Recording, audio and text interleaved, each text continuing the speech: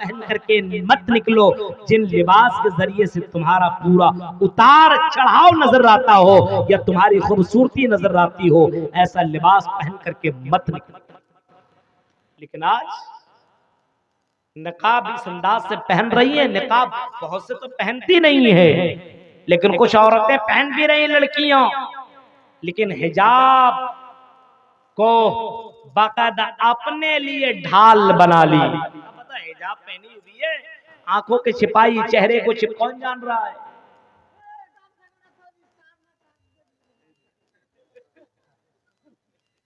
गौर करो मेरे प्यारे साथियों, तसव्वुर कीजिए ये हालात हाजरा का ये मामला है कि हिजाब के पीछे कौन सा मामला चल रहा है। तो आपने अभी देखा कि ये रसूल की अल्लाह की मुखालिफत कितनी ज्यादा हो रही है। हर कोई अपने अपने आप को समझ ले कि मैं अल्लाह की कितनी फरमाबरदारी कर रहा हूँ, मैं रसूल की कितनी फरमाबरदारी कर रहा हूँ। मर्द भी ये सोच ले, औरतें भी ये सोच ले, तो मुझे ये कहने पर जर्रा बराबर अफसोस नहीं होगा या मैं बेला झिझक में ये बात कह सकता हूँ कि अल्लाह और उसको रसूल की बेतात करने वाला एक न एक दिन जरूर जन्नत के अंदर जाएगा और जहन्नम से। लेकिन नहीं, आज दिखावा सब कुछ है। मौलवी को देखा तो पर्दा करने लगी, हाँ मौलाना को देखा तो छिप गई। अरे मौलवी से क्या डर रहे हो, अल्लाह से डरो। गौर कीजिए, आप पार्कों में जाइए, आप जगह जगह पे मुस्लिम लड़कियां बेहयाई करती हुई नजर आएंगी। आप सोशल मीडिया पे आप देख लो, सोशल मीडिया पे किस तरीके से लड़कियां कयामत बर्पा की हुई है, मुसलमान लड़कियां। और आजकल तो कोई मेकअप की जरूरत है ही नहीं, फोटो खींच लो और वहां पे एक से एक ऐसी चीजें हैं कि ऑटोमेटिकली ऐसा मेकअप देगा कि कैटरीना भी फेल हो जाती है, इतना खूबसूरत बना दिया जाता है। अंदाजा लगाओ मेरे भाइयों। और लड़कियां वही तस्वीर स्टेटस पे लगा करके पूछती है, बताओ दोस्तों कैसी लग रही है। ये बेहयाई है, ये शर्म और हया का जनाजा निकाल रही है। अब बताओ मेरे भाइयों और प्यारी बहनों, ये कौन सा काम तुम कर रही हो। यही तो तरीका है कि आजकल मुस्लिम लड़कियां ज्यादातर गैरों के साथ भाग रही है और अपनी इज्जत के साथ खिलवाड़ कर रही है। और आज वो बड़ी तेजी के साथ इस मामले में वो कामयाब भी हो रहे हैं जिनका बाकायदा ऐलान था और जिनका ये नारा था कि तुम मुस्लिम लड़कियों को भगाओ, हम तुम्हें इतने इनामात देंगे, मुस्लिम लड़कियों को अपने चंगुल में फंसाओ। अगर आप गौर करेंगे और रिसर्च करेंगे तो आपको पता चलेगा कि मुसलमान बहनें और मुसलमान बेटियां कितनी ऐसी हैं जो गैरों के साथ अपने जिस्म को उनके साथ प्यास बुझा रही है और उसके बिस्तर को गर्म कर रही है। ऐसी बहुत सी लड़कियां आपको दिखेंगी और सोशल मीडिया पे ये सारी चीजें वायरल। यही अभी एक नाम की सूफिया नाम की लड़की पटना में रहती थी, पढ़ने के लिए गई थी, लेकिन बेहयाई, पढ़ने कम जाती है, दिखाने ज्यादा।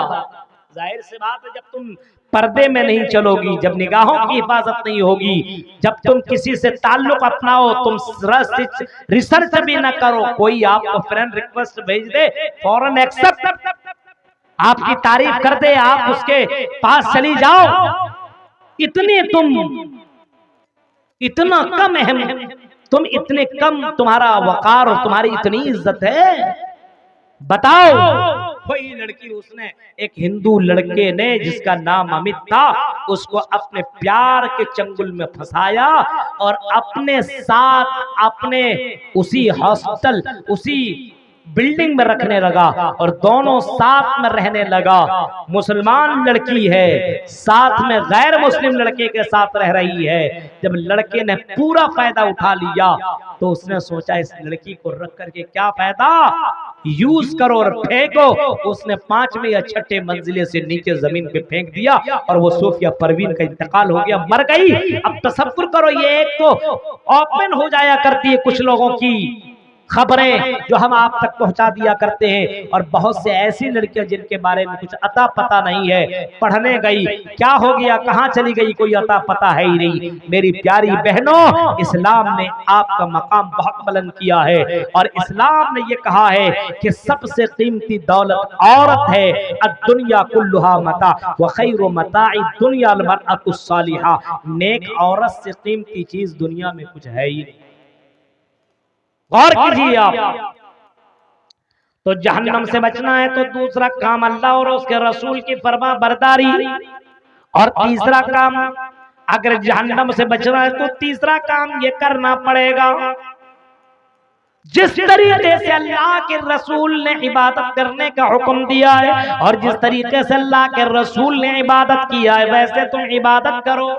नमाज वैसे पढ़ो जैसे रसूल ने पढ़ा है। सल्लू कमा रायतुमूनी उसल्ली। नमाज वैसे पढ़ो जैसे रसूल ने नमाज पढ़ी है। रोजा वैसे रखो जैसे रसूल ने रोजा रखा है। शादी ब्याह वैसे करो जैसे अल्लाह के रसूल ने शादी किया है। जिंदगी वैसे गुजारो जैसे अल्लाह के रसूल ने जिंदगी गुजारी है। मेरे प्यारे साथियों, अगर रसूल के मुताबिक जिंदगी गुजार लो, इबादतें कर लो, तो तुम कामयाब हो जाओगे, तुम जहन्नम से बच जाओगे, जन्नत के अंदर दाखिल हो जाओगे। गौर करो मेरे प्यारे साथियों, अगर जहन्नम से बचना है तो रसूल की फरमाबरदारी और रसूल ने जैसा हुक्म दिया वैसा तुम्हें करना होगा। मन के मुताबिक नहीं आप कर सकते, दिल ने जैसा किया वैसा कर लिया, नहीं चलेगा। नंबर 4, अगर आपको जन्नत के अंदर जाना और जहन्नम से बचना है तो चौथा काम आपको ये करना होगा।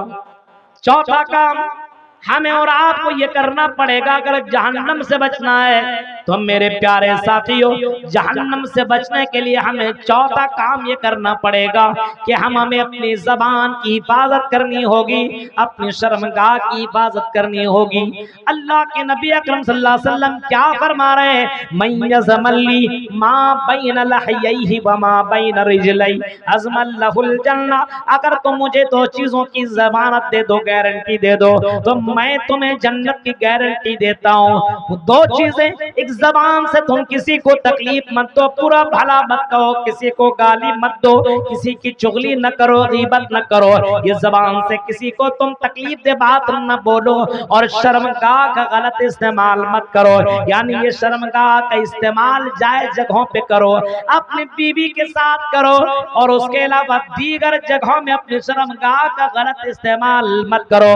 कुरान करीम की वो आयत करीमा पढ़ लेना, और कुरान ने ऐलान करके जब कहा है क़द अफ़लहल मुमिनून अल्लज़ीना हुम फ़ी सलातिहिम ख़ाशिऊन वल्लज़ीना हुम अनिल लग़्वी मुअरिज़ून वल्लज़ीना हुम लिज़्ज़काति फ़ाइलून वल्लज़ीना हुम लिफ़ुरूजिहिम हाफ़िज़ून।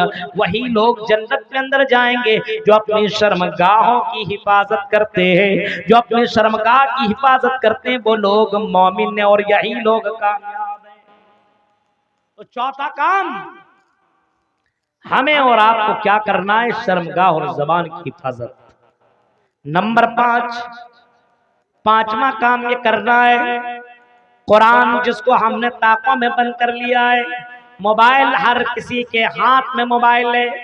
गरीब से गरीब लड़का भी एंड्रॉयड मोबाइल रख रहा है, लेकिन मोबाइल में कुरान की तिलावत नहीं, मोबाइल के अंदर कुरान की आयतें नहीं, बल्कि मोबाइल के अंदर गाने हैं, मोबाइल के अंदर फिल्में हैं, मोबाइल के अंदर सीरियल है, मोबाइल के अंदर गंदी तस्वीरें, मोबाइल के अंदर दीगर चीजें मौजूद है। आई नौजवान लड़कों और लड़कियों, अपने मोबाइल के अंदर कुरान की आयतें लोड करो, कुरान की आयतें रखो, और उस कुरान की आयतों को सुनने की कोशिश करो, क्योंकि कुरान के अल्लाह के नबी ने फरमाया इक़राउल कुरान फ़इन्नहु याती यौमल क़ियामति शफ़ीअन लिअस्हाबिही। ऐ लोगों, कुरान पढ़ो, कुरान पढ़ने पढ़ाने का माहौल अपने यहाँ बनाओ, खुद कुरान पढ़ो, अपने बच्चों को भी सुबह उठाओ और बोलो कि कुरान पढ़ो, अपने बेटियों को भी कुरान पढ़वाओ, अपने बहुओं को भी कुरान पढ़वाओ, अपनी माँ से बोलो कि माँ कुरान पढ़ लो। अगर पढ़ना नहीं जानते हो तो फिर कुरान सुनने सुनाने का माहौल अपने यहाँ बनाओ। फरमाया ये कुरान, इक़राउल कुरान फ़इन्नहु याती यौमल क़ियामति शफ़ीअन लिअस्हाबिही। अस्हाबिही, ये कुरान क़यामत के दिन तुम्हारे लिए सिफारिश करेगा, ये कुरान तुम्हारे लिए वकील बनकर के आएगा और अल्लाह के सामने सिफारिश करेगा और कहेगा कि अल्लाह, ये बंदा है जो रात उठ करके कुरान पढ़ा करता था, कुरान की तिलावत करता था, कुरान लोगों को पहुंचाता था, कुरान का पैगाम लोगों को सुनाता था। आय अल्लाह, इस बंदे को बख्श दे अल्लाह, आय अल्लाह इसके गुनाह को माफ कर दे। हदीस के अल्फाज हैं कि अल्लाह ताला कुरान की सिफारिश को सुनेगा, एक्सेप्ट कर लेगा और कुरान की सिफारिश की वजह से उस बंदे को अल्लाह ताला जहन्नम से बचा लेगा और जन्नत के अंदर दाखिल कर देगा। पता क्या चला कि कुरान से अपना ताल्लुक जोड़ो। कितने लोग कुरान पढ़ते हैं रोजाना? एक ही रुकू से ही। मैं ये नहीं कहता हूं कि 1 पारा 2 पारा 4 पारा पढ़ो, कितने, बहुत से लोगों को तो कुरान तक पढ़ना नहीं आता, कुरान पढ़ना नहीं जानता, मोबाइल में कुरान ही नहीं है, घर में कुरान पढ़ने पढ़ाने का माहौल नहीं है। पहले के जमाने में अगर गलियों से कोई गुजरता था तो कुरान पढ़ने पढ़ाने की आवाजें आया करती थी, और आज के दौर में कुरान की आयतें नहीं बल्कि आज के दौर में गानों की आवाज सुनाई देती है। अब अंदाजा लगाओ मेरे भाइयों, हमें जन्नत की फिक्र है कि जहन्नम में जाने का ज्यादा तलब है। अंदाजा लगा सकते हो कि गाना सुन करके जन्नत में जाएगा? नहीं, अगर जन्नत में जाना हो तो कुरान से रिश्ता मजबूत करना, और कुरान से रिश्ता मजबूत करने का मतलब ये हुआ अपने बच्चों को आपको कुरान सिखाना पड़ेगा। मदरसों से नफरतें करने वालों, मदरसों में अपने बेटों और बेटियों को ना भेजने वालों, कितने लोग अपने बेटों को कॉलेज, यूनिवर्सिटी, स्कूल भेज रहा है। मैं ये नहीं कहता हूं कि मत भेजो, भेजो, लेकिन इतना जरूर कहूंगा कि बुनियादी तालीम अपने बेटों और बेटियों को जरूर दो। बुनियादी तालीम, कैसा खाना चाहिए, कैसा सोना चाहिए, कैसा उठना चाहिए, कैसा किस तरीके से नमाज पढ़नी चाहिए, किस करवट लेटना चाहिए, कि खाने के बाद कौन सी दुआ पढ़नी चाहिए, सोने के उठने के बाद कौन सी दुआ पढ़नी चाहिए, गाड़ी में चढ़े तो कौन सी दुआ पढ़े, बाथरूम में जाए कौन सी दुआ पढ़े, बीवी से मुलाकात करे कौन सी दुआ पढ़े, घर में दाखिल हो तो कौन सी दुआ पढ़े, निकले तो कौन सी दुआ पढ़ने, इतना तो हर मुसलमान के लिए जरूरी है। तलबुल इल्म फरीज़तुन अला कुल्ली मुस्लिम, हर मुसलमान पर बुनियादी तालीम हासिल करना जरूरी है। लेकिन कहा मौलाना ये हम इतनी दुआएं हम याद कर लें? नहीं, हम इतनी दुआएं याद नहीं कर सकते, न याद करने की तड़प है, न कोशिश है, न कोई ताल्लुक है। मेरे प्यारे साथियों, अब अंदाजा लगाओ हमारा रिश्ता इस्लाम से कितना मजबूत है, हमें एक दुआ तक भी याद नहीं। मजलिस में आप बैठे, अगर मैं किसी को खड़ा करके मजलिस के इख्तिताम की दुआ पर पूछ दूं, इतने लोगों में अगर मैं ये पूछ दूं कि कितने को मजलिस के इख्तिताम की दुआ मालूम, रोजाना बाजार का चक्कर लगाया करते हो, पूछ दो बाजार में दाखिल होने की दुआ सुनाओ। मेरे प्यारे साथियों, इसी से पता चल जाएगा कि तुम्हें इस्लाम से कितनी मोहब्बत है, इस्लाम से तुम्हारा रिश्ता कितना मजबूत है। अब उनसे पूछो, जवाब में कहेंगे मौलाना हमें ये दुआ नहीं मालूम, हमें मजलिस के इख्तिताम की दुआ नहीं मालूम, हमें सो करके उठने की दुआ नहीं मालूम, हमें जनाजे की दुआ नहीं मालूम, हमें गाड़ियों में सवार होने की दुआ नहीं मालूम। फिर जवाब में यही कहेंगे, फिर तुम कैसे मुसलमान हो?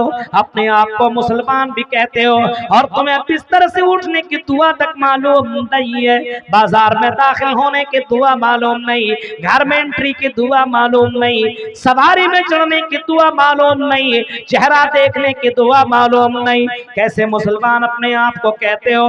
कैसे अपने आप को मुसलमान कह लेते हो और बड़े धड़ल्ले से ये कैसे कह देते हो कि हम अहले हदीस हैं? मेरे प्यारे साथियों, गौर व फिक्र करने की जरूरत है। आज हमारे यहाँ सिर्फ लेवल का मुसलमान रह गया है। हमारे यहाँ इस्लाम नहीं है, हमारे घरों के अंदर इस्लाम नहीं है, हमें जहन्नम के फिक्र नहीं है, हमें जन्नत में जाने की तड़प नहीं है, हम जन्नत में जाने के बारे में सोच नहीं रहे।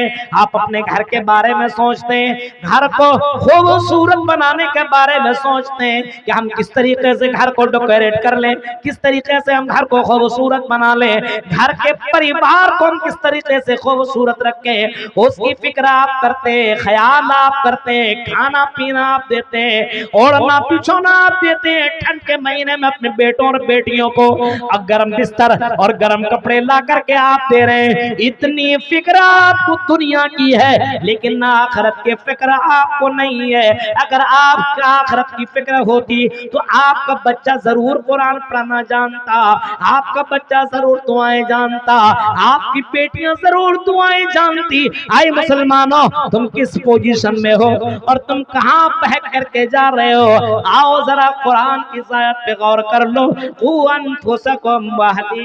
नारा, अपने आप को और अपने परिवार को दोनों को जहन्नम की आग से बचाओ।